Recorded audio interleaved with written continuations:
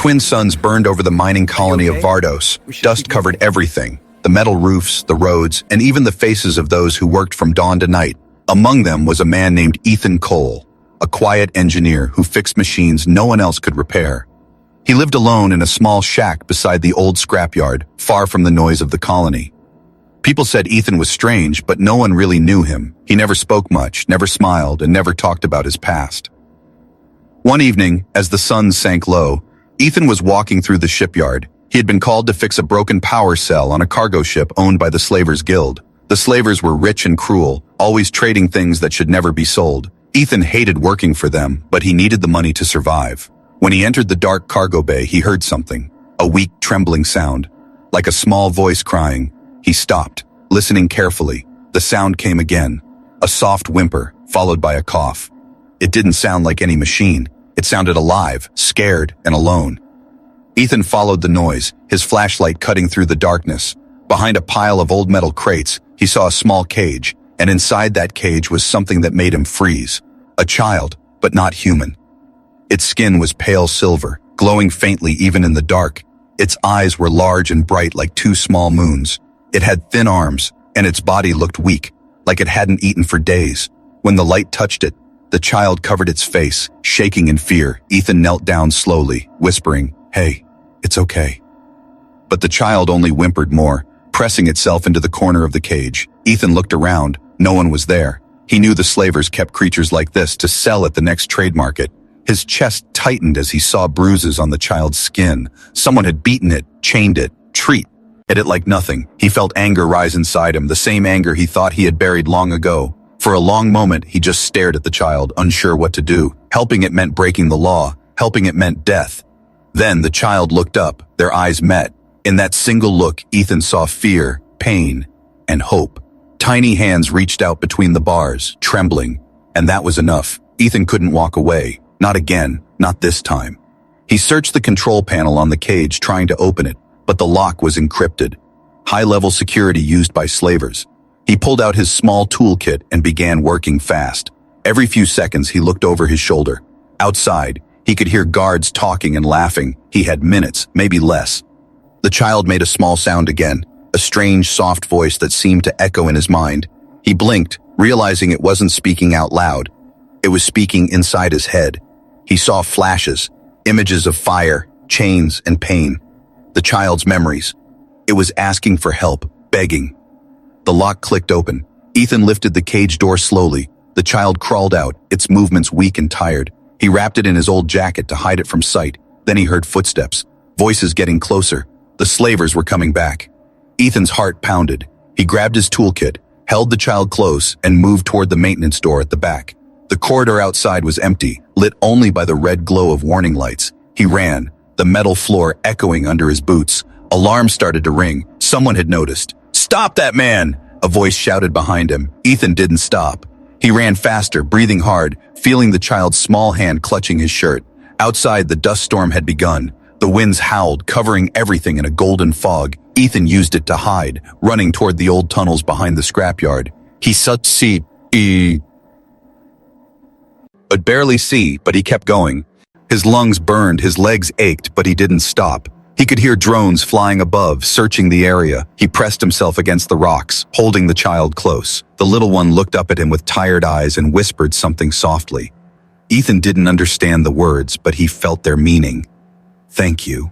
He looked down at the small alien child in his arms. He had no idea what he had just done. No idea who this child really was. But deep inside, he knew one thing for sure. Life would never be the same again. The night wind carried the sound of sirens through the dust. Ethan disappeared into the tunnels. And somewhere far behind, the slavers screamed in rage. A human had just stolen something priceless. A child who would change the fate of the stars. The storm outside grew stronger as Ethan ran through the endless tunnels of dust and metal. The air was heavy and hot, filled with the sound of machines humming deep underground. The alien child clung to his chest, shaking from fear and exhaustion. Ethan could barely see through the swirling sand, but he knew one thing. He had to keep moving. Behind him, the colony alarms howled like angry beasts. Searchlights cut through the storm, and drones buzzed overhead, scanning the surface. The slavers would not stop. They would chase him to the ends of the planet if they had to. Ethan found a small maintenance door hidden behind an old metal pipe and forced it open. He slipped inside, closing it quietly, his heart pounding. Inside was darkness, the kind that swallowed sound and light. He turned on his wrist lamp, and the narrow tunnel walls lit up in a pale glow. The place smelled of rust and old oil. It was part of the colony's old mining network, abandoned years ago. No one came here anymore. It was the perfect place to hide. Ethan placed the child down on the cold ground and knelt beside them. The lid up. Outside, thunder rolled and the tunnel shook as heavy engines approached. Ethan turned off the lamp and looked up. He could hear drones scanning the area. The slavers had tracked him this far. He gathered his tools quickly, pulling Lumi close. "We have to go," he whispered. The tunnel had another exit that led toward the canyon ridge. If they could reach his old workshop there, they might have a chance. They crawled through the narrow passage, the wind screaming outside. When they reached the exit, Ethan saw lights moving through the storm. 3 hoverbikes and a search drone. He cursed under his breath. He waited for the right moment, then ran. The storm hid them for a few seconds, but it wasn't enough. The drone spotted movement and fired a flash beam. A voice echoed through the dust. "Stop, human! Hand over the property!" Ethan grabbed Lumi's hand and dove behind a rock. Laser shots burned the ground beside them. He threw a metal charge from his bag. It exploded in a bright flash, blinding the drone for a moment. He used the distraction to sprint toward an old cargo transport buried in the sand. He had repaired it years ago. An old project he never finished. Now, it was their only hope. He jumped inside, placed Lumi in the co-pilot seat, and smashed the ignition. The engines coughed and sputtered, then roared to life. The hoverbikes closed in fast, firing at the hull. Ethan gritted his teeth, pushed the throttle, and the transport lifted into the storm. The slavers vanished below as lightning cracked across the sky. Lumi looked out the window, eyes wide with wonder and fear. Ethan whispered, "Hold on, kid. We're not done yet." As they disappeared into the storm, the galaxy's most wanted man, and the child who could change everything, began their journey into the unknown. The old cargo transport rattled as it flew through the thick clouds of dust and light. Chitning. Ethan's hands gripped the controls tightly, his eyes fixed on the radar flashing red. Behind them, the slaver's signal kept blinking closer and closer. They were being hunted. The engines screamed as he pushed them to their limit. Sparks flying from broken wires. Lumi sat beside him, silent, their glowing eyes wide with fear and trust. "Come on, old girl, don't fail me now," Ethan muttered, slamming a switch. The ship shook again, a loud alarm blaring across the cockpit. The power cells were overheating. He looked out the window and saw the endless desert below. No shelter, no city, no help. If they stayed in the air, they would be shot down. If they landed, they'd be caught. He had to choose. He turned to Lumi, who was watching him carefully. The child reached out and placed a small hand over his injured arm. A soft light glowed again, and the pain disappeared. Ethan looked down, eyes wide, then back at the child. "You keep doing that, and I'll start thinking you're some kind of angel," he said softly. Lumi tilted their head, not understanding the word, but their eyes smiled, and that was enough. He pulled the ship down toward the canyons, flying low to avoid detection. The storm cleared a little, revealing a sea of broken cliffs and ancient rocks. He remembered an old emergency station hidden inside the canyon walls, a place from his smuggling days. It was risky, but it was the only chance they had. The ship's fuel gauge blinked empty as he landed it roughly between 2 giant stone ridges. The engines coughed one last time before dying completely. Smoke rose from the sides and the lights went dark. For a long moment, there was only silence. Ethan sat there breathing hard, sweat dripping down his face. Then slowly, he laughed, tired but alive. "We made it," he whispered. Lumi looked at him, blinking, unsure what the laugh meant. Ethan just smiled and patted their shoulder. "We're safe, for now." They climbed out of the transport and into the cool canyon air. The sky above them glowed orange as one of the twin suns set. The place was quiet, hidden from the scanners. Ethan led Lumi toward a small metal door carved into the canyon wall. He typed in an old code and the door opened with a hiss. Inside was a dark room filled with dust, old crates, and broken equipment. "This'll do," Ethan said, setting his bag down. He scavenged some food packs from an old locker and gave one to Lumi. The child sniffed it, unsure what it was. Ethan smiled, showing how to eat it. Lumi followed, taking small bites, and soon their face brightened. For the first time since he found them, Ethan saw the child smile fully. It wasn't just cute, it was powerful, like a small light burning in a dark galaxy. That night, while Lumi slept wrapped in a blanket, Ethan sat near the old power generator, staring at the flickering lights. He remembered another small face, his daughter Mia, who had died years ago when raiders attacked their transport.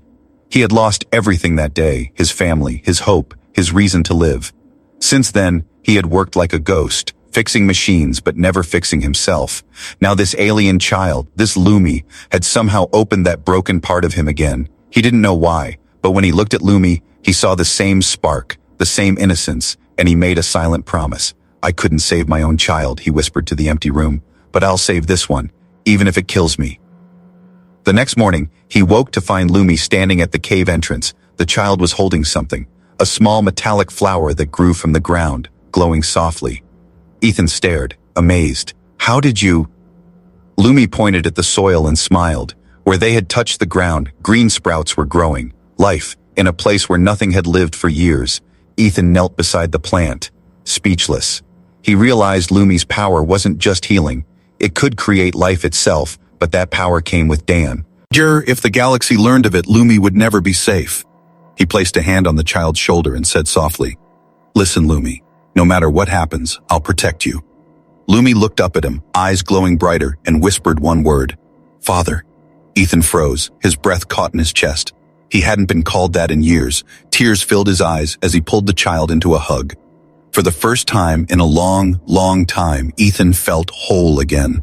Outside, the suns rose higher, casting golden light across the canyon. For a brief moment, it felt like peace. But high above, in the orbiting ships of the Slavers Guild, red beacons flashed. They had found the signal of Ethan's transport, and they were coming. Ethan didn't know it yet, but his promise was about to be tested, and the fight for their freedom had only just begun.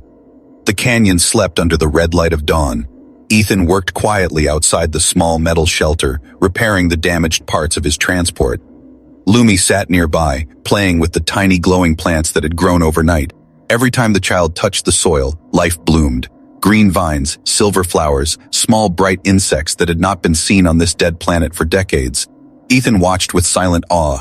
This planet had been lifeless for centuries, and now it breathed again, all because of one child. But peace never lasted long.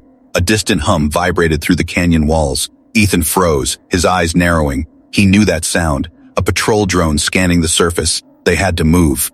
He grabbed his pack and looked at Lumi. "We can't stay here," he said. The child tilted their head, confused, but obeyed without question.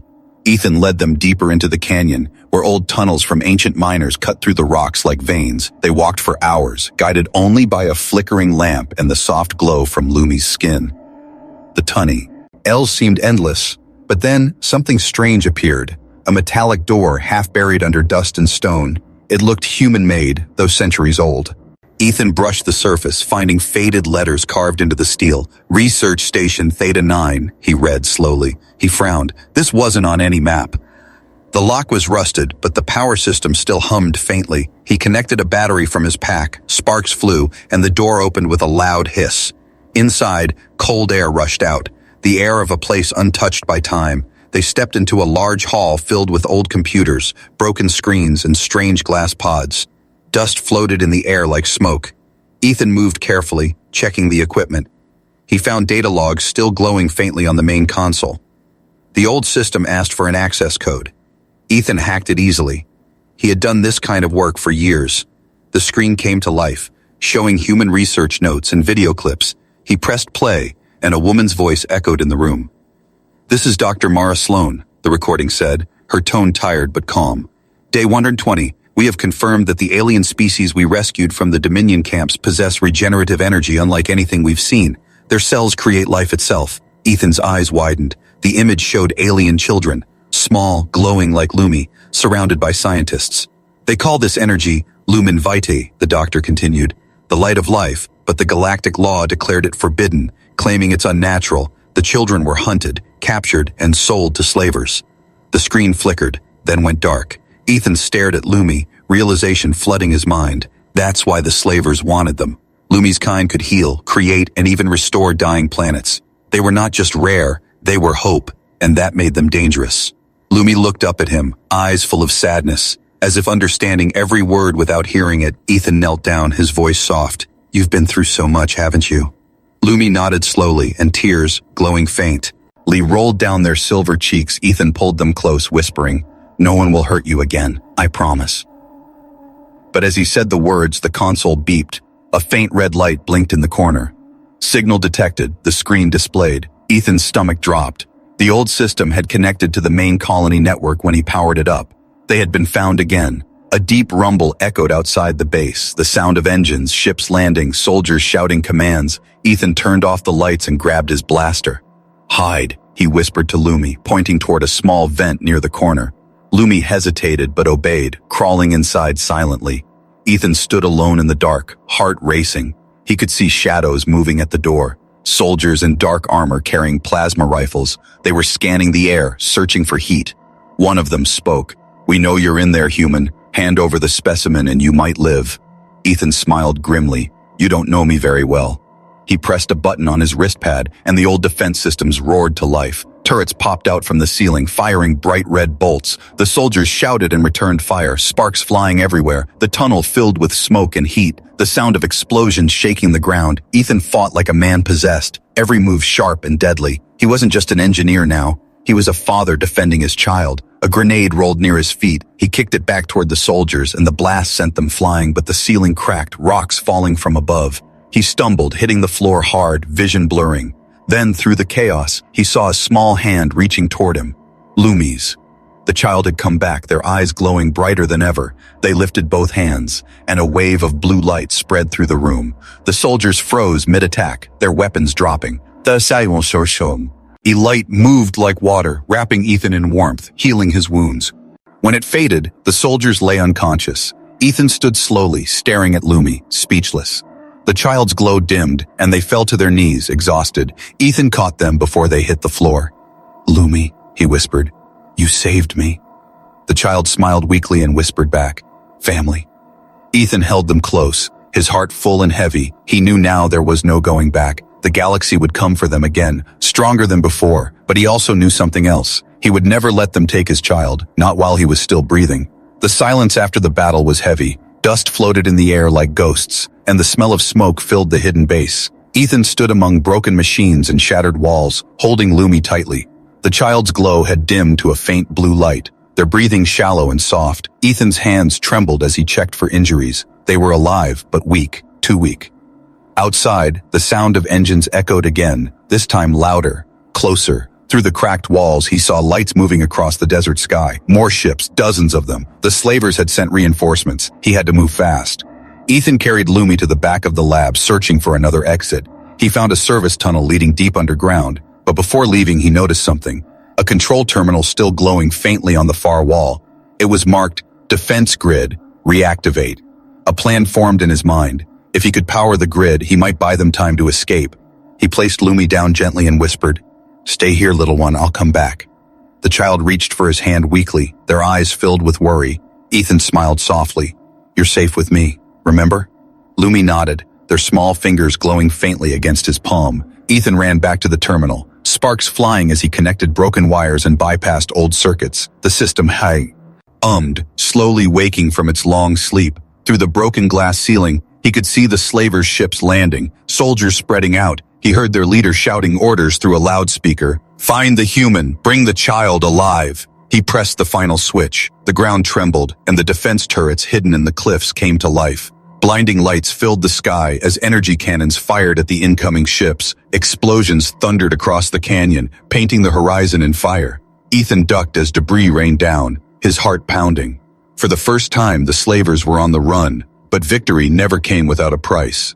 The old base shook violently, parts of the ceiling collapsing. He rushed back to Lumi, lifting them into his arms as rocks fell around them. "Hang on, kid," he said through gritted teeth. He sprinted through the tunnels, his boots splashing through puddles of ancient water. Behind them, the sound of battle echoed, metal clashing, fire roaring, and the screams of men who realized they were losing. After what felt like forever, he reached the outer exit, a narrow opening leading to the open desert. But standing there, blocking the way, was a tall figure in black armor. The slaver captain. His voice was deep and cruel. "You think you can steal from us, human?" Ethan raised his blaster. "I didn't steal, I rescued." The captain laughed. "That thing in your arms is worth more than every life in this colony. Hand it over and I might let you live." Ethan's grip tightened around Lumi. "You'll have to kill me first," he said. The captain smiled coldly. "Gladly." He fired, and a bolt of plasma hit the wall beside Ethan, sending sparks across the tunnel. Ethan ducked, returning fire. The two men moved fast, their shots lighting the darkness like thunder. Ethan's aim was steady, every shot driven by the thought of the child in his arms. But the captain was stronger, his armor deflecting most of the hits. He closed the distance, grabbing Ethan by the throat, slamming him against the wall. Ethan gasped for air, his weapon falling to the ground. The captain raised his blade, ready to strike, and then a blinding light filled the tunnel. Lumi's eyes opened wide, glowing brighter than ever before. The air trembled, and the walls shook. The child raised both hands, and a wave of blue energy burst outward. The captain screamed as his armor melted under the light. Ethan shielded his face, the heat burning the air around him. When the light faded, the captain lay motionless. His weapon melted to the floor. Lumi's small body fell limp in Ethan's arms. He held them close, whispering, Hey, stay with me." The child's voice echoed weakly in his mind. "Father, no hurt anymore." And then their eyes closed. Ethan's heart broke. He looked down at the still glowing child, tears falling onto their silver skin. "You saved me again," he whispered, voice shaking. He carried Lumi outside into the cool desert wind. The sun was rising, painting the sky with gold and red. He sat on a rock, holding the child in his arms. As the light touched their face, the glow inside Lumi flickered faintly, then steadied. They were alive, just sleeping, their small heartbeat echoing softly against his chest. In the distance, the remaining slaver ships fled the burning canyon. The battle was over. For now. Ethan looked at the horizon, feeling both pain and pride. He whispered softly, "You're free now, Lumi. No one will ever chain you again." But deep in his mind, he knew the truth. This was not the end. The Galactic Law would soon hear of what happened, and when they came, it wouldn't be for money. It would be for power. Ethan looked down at the sleeping child and made his vow once more. "I'll fight them all. I'll protect you till my last breath." As the desert wind carried away the smoke and dust, a new day began. The day a father and a child became legends. The desert was silent. And again, smoke drifted into the sky like ghosts of the battle that had ended only hours ago. Ethan sat near the wreckage, holding Lumi close as the first light of dawn touched the canyon walls. The child slept deeply, their faint glow pulsing in rhythm with the beat of Ethan's heart. He looked down at them, the small hands, the calm face, the faint shimmer of life, and whispered, "You did it, kid. You really did." But the peace around them felt fragile. The ground was scorched, the air thick with ash, and Ethan's ship was beyond repair. They were stranded, alone, and the slavers might return with more soldiers. He didn't care anymore. All that mattered was that Lumi was alive. He would protect that light no matter what it cost. Hours passed. Ethan gathered what supplies he could. Food packs, a few tools, and an old data drive he found among the wreckage. The sun climbed higher, burning the ground beneath his boots. Then, as he looked back, something strange caught his eye. The soil where Lumi's blood had fallen was changing. Green sprouts pushed through the dust, shimmering faintly. Ethan blinked, staring in disbelief. The lifeless canyon floor was coming alive. He turned to Lumi, still resting peacefully, and realized the truth. Their power wasn't just to heal wounds, it could heal worlds. He knelt beside the growing plants, touching one softly. It was warm, alive, filled with energy unlike anything he'd ever felt. "Lumi," he whispered, "you're bringing this place back to life." By nightfall, the once dead land shimmered with light. Flowers of silver and blue covered the canyon floor, glowing gently under the stars. Tiny creatures crawled out from the cracks. Insects, birds, even small animals long extinct on this planet. It was like watching creation itself happen in front of his eyes. Ethan stood there, speechless. The child had given life back to a dying world. When Lumi finally woke, they looked around, wide-eyed and amazed. Their small hands reached toward the glowing plants, and they smiled softly. Ethan knelt beside them. "You did this, Lumi," he said, voice full of pride. The child shook their head slowly, placing a hand on his chest. In his mind, Ethan heard the whisper, "We did this." And he felt something stir in his heart, something warm and bright.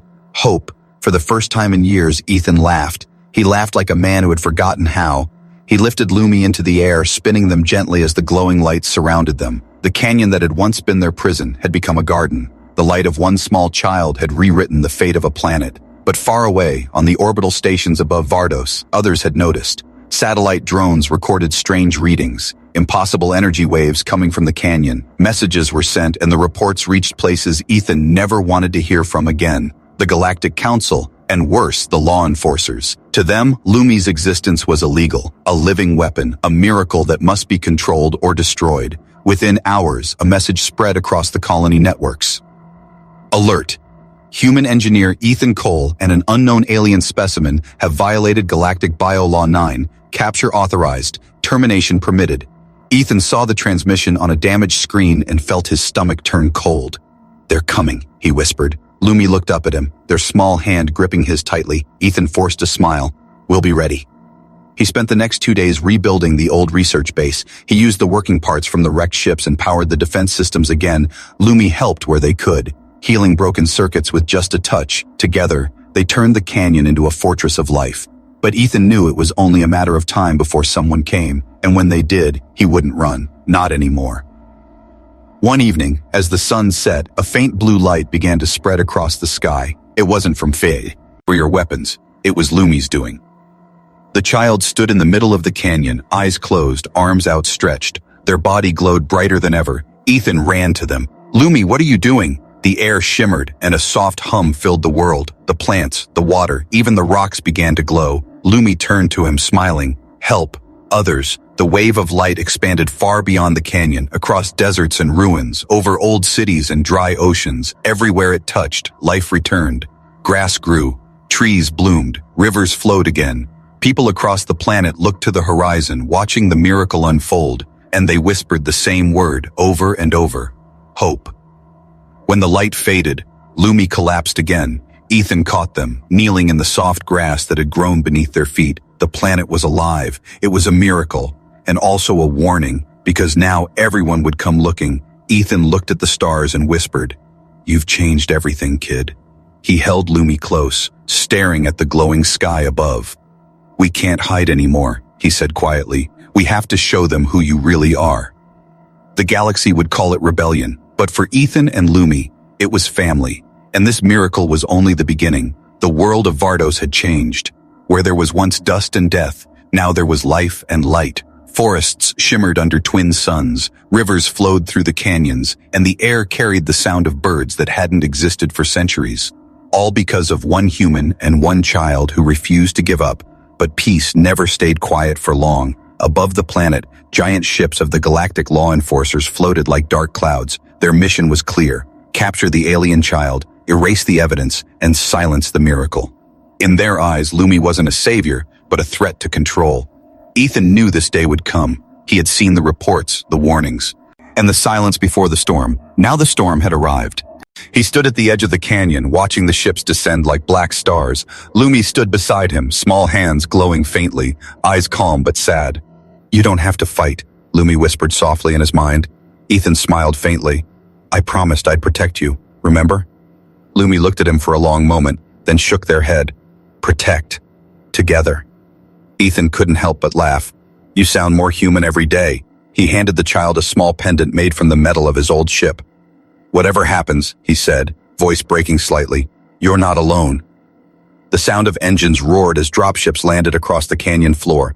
Hundreds of armored soldiers poured out, surrounding them. Ethan powered up the defense turrets, ready for one final stand. He wasn't a soldier anymore, but he was a father.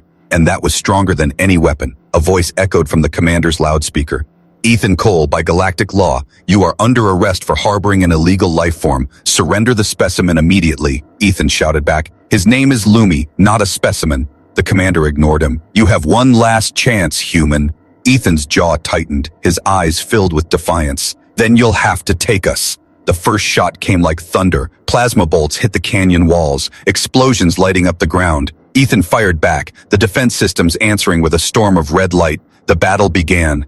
Man and machine against an army. Lumi stood behind him, hands trembling, tears in their glowing eyes. But then something inside them changed. They stepped forward, light spreading from their body like fire. The soldiers stopped, blinded by the brightness. Lumi's voice echoed not just in Ethan's mind, but across every channel, every speaker, every heart. "Why do you fear what can heal you?" The light reached the soldiers, and suddenly, the battlefield grew quiet.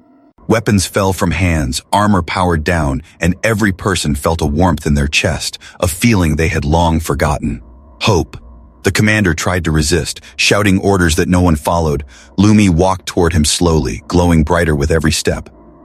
"I am not your weapon," the child said, their small voice carrying across the entire canyon. "I am what you lost: kindness, life, peace." Ethan watched, tears filling his eyes. He didn't understand how, but he knew this was bigger than him. Lumi wasn't just saving themselves, they were saving everyone. Above them, the clouds parted, revealing the twin suns shining brighter than ever before. Lumi raised both hands to the sky, and a wave of light spread across the planet.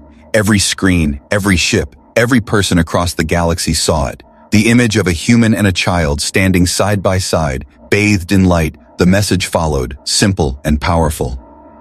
Life is not property, and love is not a crime. The Galactic Council tried to shut down the signal, but it was too late. The people of the stars had already heard it. Across colonies, across worlds, voices rose in unity.